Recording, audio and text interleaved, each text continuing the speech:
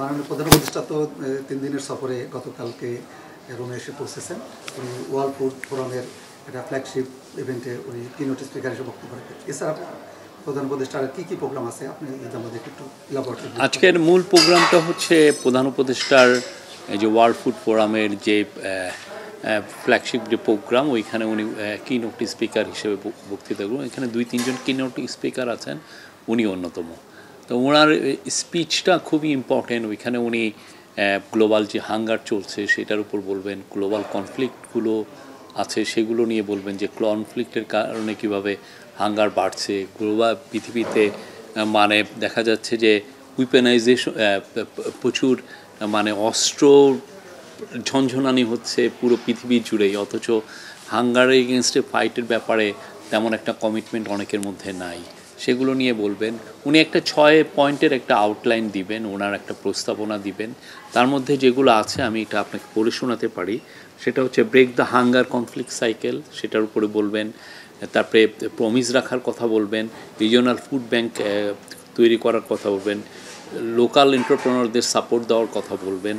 তারপরে এক্সপোর্টের যে ব্যান আছে অনেক জায়গায় সেটা নিয়ে বলবেন, এবং access to technology and innovation. এছাড়া উনি বাংলাদেশে যে কাজগুলো হচ্ছে, বাংলাদেশে যে অভূতপূর্ব একটা ইয়ুথ লেড একটা যে রেভলিউশন হলো সেগুলো নিয়ে বলবেন, এবং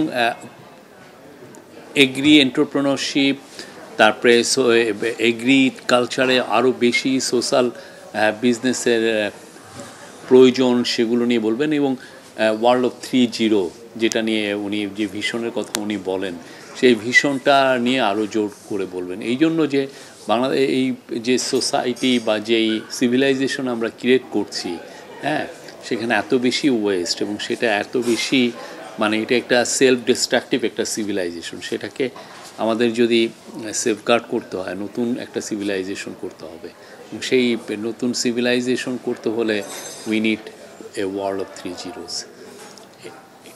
এছাড়া স্যারের আজকে দিনে কী কী কর্মসূচি আছে?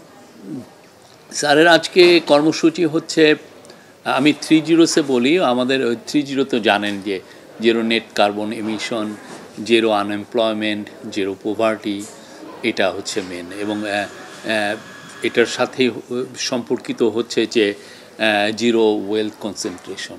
মানে আপনি ওয়েলথ অ্যাকুমুলেশন এত বাড়ছে, এবং এই পুরো পৃথিবীতে ইনইকুয়ালিটি এত বাড়ছে, কিছু লোকের কাছে তা অ্যাকুমুলেটেড হচ্ছে প্রচুর টাকা, বিলিয়নস অফ ডলার্স, আর কিছু লোক হাংরি থেকে যাচ্ছে।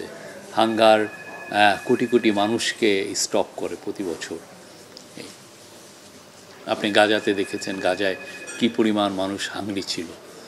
হ্যাঁ, স্যারের আজকের দিনের আর কি কি কর্মসূচি আছে? প্রফেসর ইউনূসের আজকের কর্মসূচির মধ্যে অন্যতম হচ্ছে যে ওনার সাথে ব্রাজিলিয়ার প্রেসিডেন্টের সাথে মিটিং হতে পারে, তারপরে জিবুতির প্রাইম মিনিস্টারের সাথে মিটিং হতে পারে, এবং উনি একটা গ্লোবাল অ্যালায়েন্স এগেনস্ট হাঙ্গারের একটা অফিস, সেটা ভিজিটে যাবেন।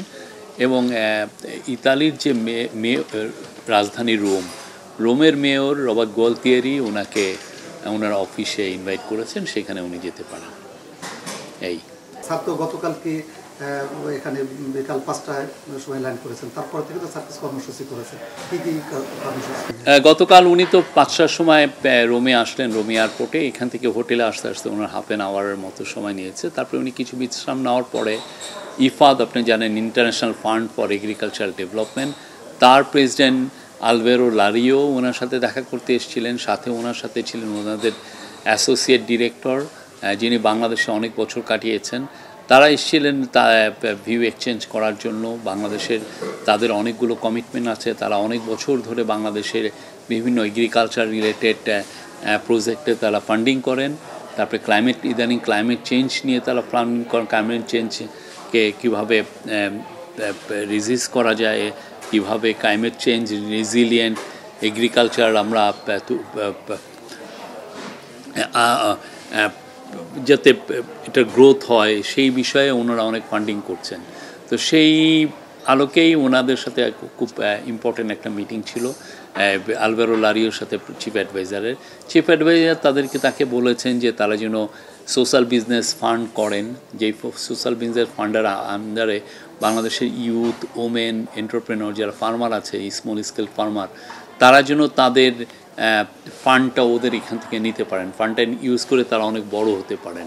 এবং এই ফান্ডটা আমাদের অনেক কিছুতে দরকার। আমরা ইদানিং ফ্রুটস এক্সপোর্ট করছি, আপনি জানেন চায়নাতে সহ অন্যান্য অনেক দেশে এখন আম এক্সপোর্ট হচ্ছে। এই আম এক্সপোর্টটা আমরা আরও বড় আকারে করতে চাই। তো বড় আকারে করতে চাইলে সেই ক্ষেত্রে আমাদের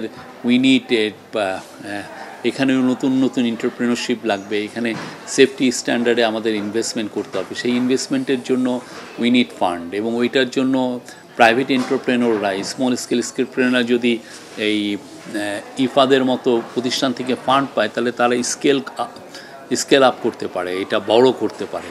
এই স্কেলিংয়ের জন্যও আমাদের ওদের ফান্ডিংটা দরকার। তো সেই বিষয়ে খুব আমি বলবো যে খুবই ফ্রুটফুল একটা আলোচনা হয়েছে। উনি ইন্টারেস্ট শো করেছেন যে উনি এ ধরনের একটা ফান্ড বাংলাদেশে করা যায় কিনা দেখবেন। প্রফেসর ইউনূস তাকে বাংলাদেশে ভিজিট করার জন্য আহ্বান জানিয়েছেন এবং বলেছেন যে তোমরা খুব দ্রুত একটা টিম পাঠাতে পারো, নতুন নতুন অপরচুনিটি যা তৈরি হচ্ছে, বাংলাদেশ যে এগ্রিকালচারে অনেক অনেক বিষয়ে কাজ করছে, সেই জায়গাগুলো তারা এক্সপ্লোর করতে পারে এবং সেখানে দুই পক্ষেরই কোলাবোরেশন করার যথেষ্ট সুযোগ আছে। যেমন ধরেন, আর একটা বিষয় চিফ অ্যাডভাইজার হাইলাইট করেছেন, সেটা হচ্ছে যে বাংলাদেশের আমরা যেই ফিশ যেগুলো ধরি, মাছ ধরা, বা আমাদের যারা ফিশারম্যান, তারা মূলত এই সাগর বক্ষের খুব কাছাকাছি জায়গায়, কোস্টের যেই আমাদের উপকূলের খুব কাছাকাছি জায়গায় মাছ ধরে। আমরা কখনো ডিপ সিতে যে মাছ ধরি না।